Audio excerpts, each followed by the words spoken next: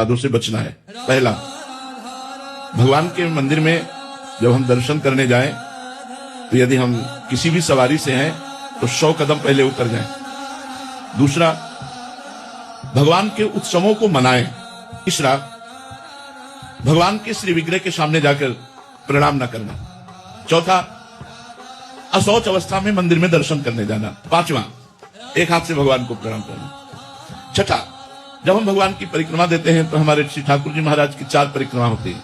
तो परिक्रमा में आप ऐसे जब चारों तरफ घूमते हैं तो श्री विग्रह के सामने जब आते हैं तो प्रत्येक परिक्रमा में रुकना चाहिए और रुककर प्रणाम करना चाहिए और फिर परिक्रमा देनी चाहिए।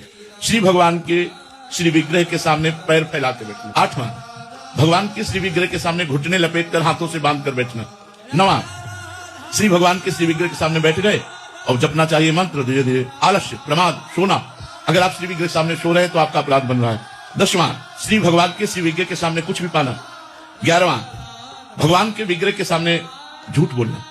12वां, श्री भगवान के श्री विग्रह के सामने किसी को जोर से पुकारना। भगवान के श्री विग्रह के सामने आपस में प्रपंच की बात करना। 13वां, अब श्री भगवान के श्री विग्रह के सामने चिल्ला चिल्ला कर उलूल जुलूल बात करना। 15वां, श्री भगवान के श्री विग्रह के सामने किसी को दंड देना।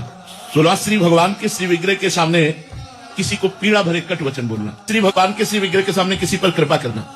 नहीं, सरकार विराजमान है, वो मान लो कोई